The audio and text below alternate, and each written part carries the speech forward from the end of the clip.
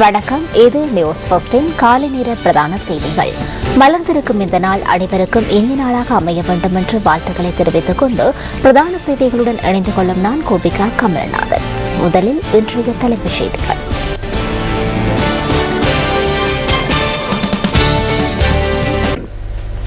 இம்முறை பெரும்போகத்திற்கான நெல்லை கொள்வனவு செய்யும் நடவடிக்கைகள் இன்று ஆரம்பம்.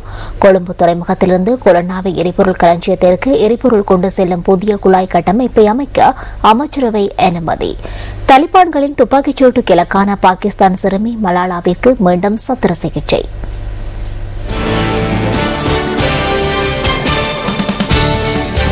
இனி விரிவான செய்திகள். கொழும்பு துறைமுகத்திலிருந்து கொலன்னாவை எரிபொருள் களஞ்சியத்திற்கு எரிபொருள் கொண்டு செல்லும் புதிய குழாய் கட்டமைப்பை அமைப்பதற்கு அமைச்சரவையின் அனுமதி கிடைத்துள்ளது. இது தொடர்பான பிரேரணை அமைச்சரவையினால் நியமிக்கப்பட்ட விசேட ஆய்வுக்குழுவிடம் சமர்ப்பிக்கப்பட்டுள்ளதாக பெட்ரோலிய வளத்துறை அமைச்சின் செயலாளர் AH சமரதுங்க தெரிவித்தார். அத்துடன் குறித்த குழாய் கட்டமைப்பை நிர்மாணிப்பதற்கு விலைமனு கோரப்பட்டுள்ளதாக செயலாளர் கூறினார். கொழும்பு துறைமுகத்திலிருந்து கொலன்னாவை எரிபொருள் களஞ்சியத்திற்கு எரிபொருள் கொண்டு செல்லும் குழாய் கட்டமைப்பில் அண்மை காலமாக சில சந்தர்ப்பங்களில் எண்ணெய் கசிவு ஏற்பட்டது. இந்த குழாய் கட்டமைப்பு மிகவும் பழமையானது என்பதனால் எரிபொருள் கசிவு ஏற்படுவதாக பெட்ரோலிய வளத்துறை அமைச்சின் செயலாளர் AH சமரதுங்க மேலும் தெரிவித்தார்.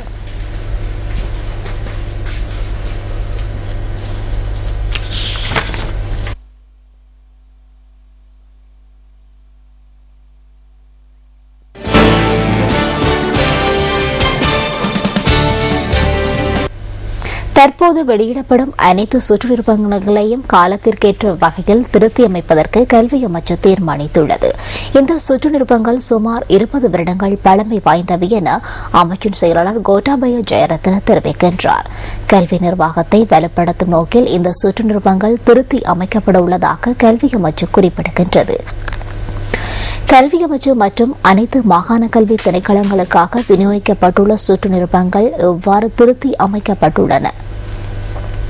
இவை பழமையானவை என்பதனால் கல்வி அமைச்சு நடவடிக்கைகளை முன்னெடுக்கும் சந்தர்ப்பத்தில் பல்வேறு சிரமங்களை எதிர்நோக்க நேரிட்டுள்ளதாக அமைச்சின் செயலாளர் கூறுகின்றார். சுற்று நிருப்பம் தொடர்பில் ஏற்பட்டுள்ள பிரச்சினைகள் தொடர்பில் எந்தவொரு நபரும் கல்வி அமைச்சருக்கு அறிவிக்க முடியும் எனவும் அமைச்சு மேலும் குறிப்பிட்டுள்ளது.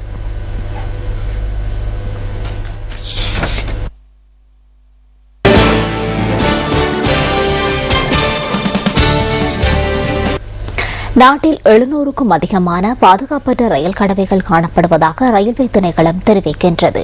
இவற்றில் அதிக அளவிலான விபத்துகள் இடம்பெறும் 45 பாதுகாப்பற்ற ரயில் கடவைகளுக்கு இந்த வருடம் பாதுகாப்பு வேலி போடப்பட உள்ளதாக ரயில்வே இணைப்பதிகாரி BAP ஆரியரத்ன தெரிவிக்கின்றார். இது தொடர்பில் விலைமனு கோரப்பட்டுள்ளதாகவும் அவர் குறிப்பிட்டார். அண்மையில் பலபீடிய பகுதியில் ரயில் குறுக்கு வீதிகளை அமைக்குமாறு கோரி ஆர்ப்பாட்டம் ஒன்று முன்னெடுக்கப்பட்டது. பாதுகாப்பான ரயில் கடவைகளை அமைப்பதற்கும் தமது திணைக்களத்தில் உரிய நடைமுறைகள் காணப்படுவதாகவும் ரயில்வே இணைப்பதிகாரி மேலும் தெரிவித்தார்.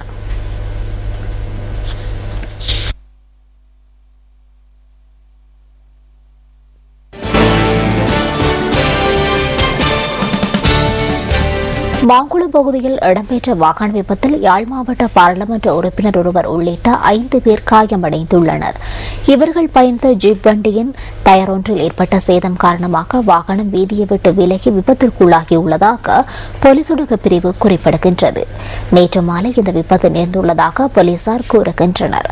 விபத்தில் யாழ் மாவட்ட பாராளுமன்ற உறுப்பினரின் உறவினர்களே காயமடைந்துள்ளனர்.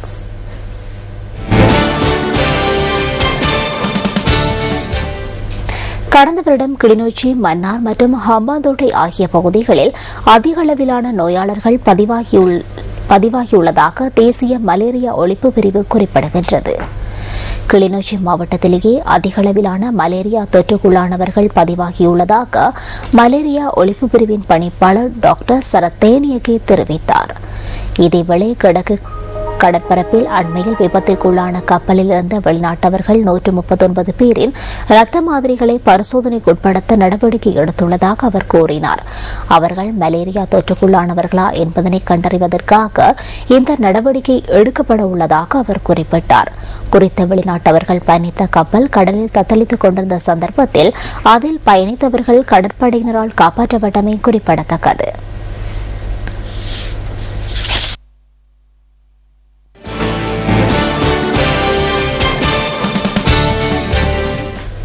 இம்முறை பெரும்போகத்திற்கான நெல்லை கொள்வனவு செய்யும் நடவடிக்கைகள் இன்று முதல் ஆரம்பிக்கப்படுவதாக கூட்டுறவு மற்றும் உள்நாட்டு வர்த்தக அமைச்சு குறிப்பிடுகின்றது. கடந்த முறை வரவு செலவு திட்டத்தில் நெல்லை கொள்வனவு செய்வதற்கான நிர்ணய விலை அதிகரிக்கப்பட்டதுடன் அந்த விலைக்கு அமையவாகவே இம்முறை நெல் கொள்வனவு செய்யப்பட உள்ளதாக அமைச்சு தெரிவித்துள்ளது. இதற்கமைய 28 ரூபாவாக இருந்த ஒரு கிலோகிராம் நாட்டரிசி 32 ரூபாய் வரையிலும், 30 ரூபாவாக இருந்த சம்பாரிசி ஒரு கிலோகிராம் 35 ரூபாய் வரையிலும் கொள்வனவு செய்யப்பட உள்ளது. அம்பாறை மாவட்டத்தின் அக்கரைப்பற்று மற்றும் வாழைச்சேனை ஆகிய பகுதிகளில் நெல் கொள்வனவு ஆரம்பமாக உள்ளதாக கூட்டுறவு மற்றும் உள்நாட்டு வர்த்தக அமைச்சு குறிப்பிடுகின்றது.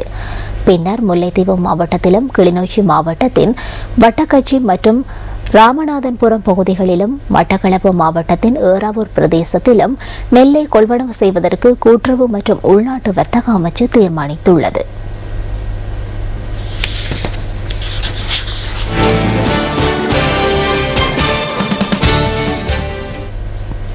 அனுராதபுரம் ஸ்ரீமன் மாவட்டத்தில் உள்ள 2 கடைகளில் இன்று அதிகாலை தீ பரவியுள்ளது. தீயினால் குறித்த கடைகள் 2 முற்றாக சேதமடைந்துள்ளதாக போலீசார் குறிப்பிட்டனர். பாடசாலை உபகரணங்களை விற்பனை செய்யும் கடைகளிலேயே இவ்வாறு தீ பரவியுள்ளது. அனுராதபுரம் மாநகர சபையின் தீயணைப்பு பிரிவினரும் போலீசாரும் இணைந்து தீயை கட்டுப்பாட்டிற்குள் கொண்டு வருவதற்கு நடவடிக்கை எடுத்துள்ளனர். தீ பரவியமைக்கான காரணம் இதுவரை கண்டறியப்படவில்லை எனவும் சம்பவம் தொடர்பான மேலதிக விசாரணைகள் ஆரம்பிக்கப்பட்டுள்ளதாக போலீசார் தெரிவித்தனர்.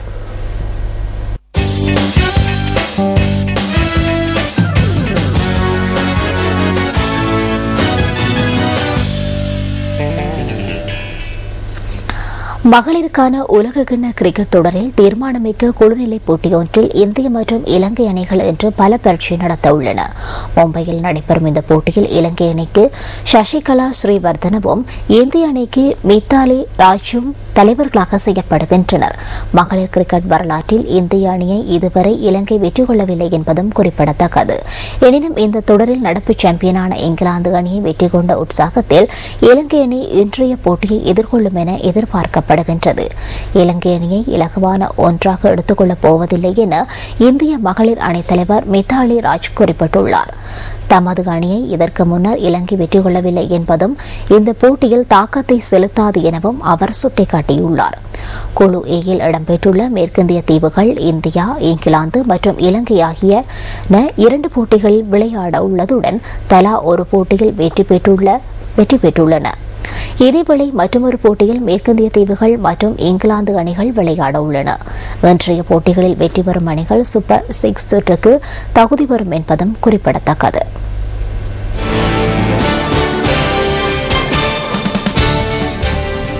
இலங்கை மத்திய வங்கி வெளியிட்டுள்ள வெளிநாட்டு நாணய மாற்று வீதங்கள் தொடர்பான பார்வை அடுத்து.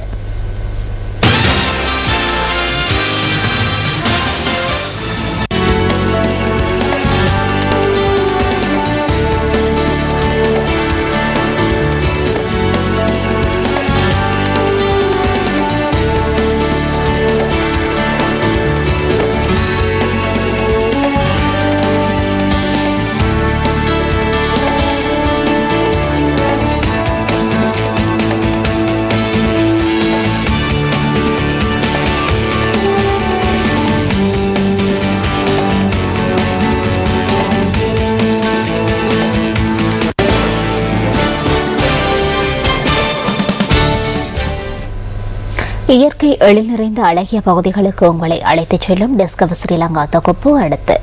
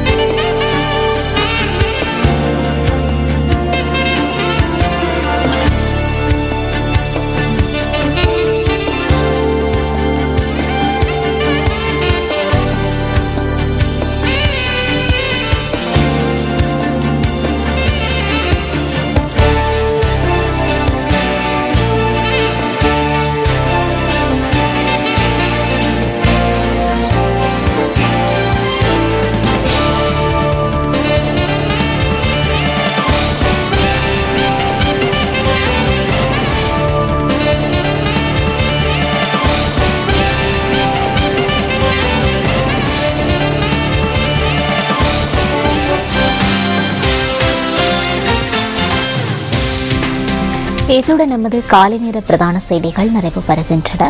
நமது மணித்தியாளர் செய்தியினை 10:25 எதிர்பாருங்கள். வணக்கம்.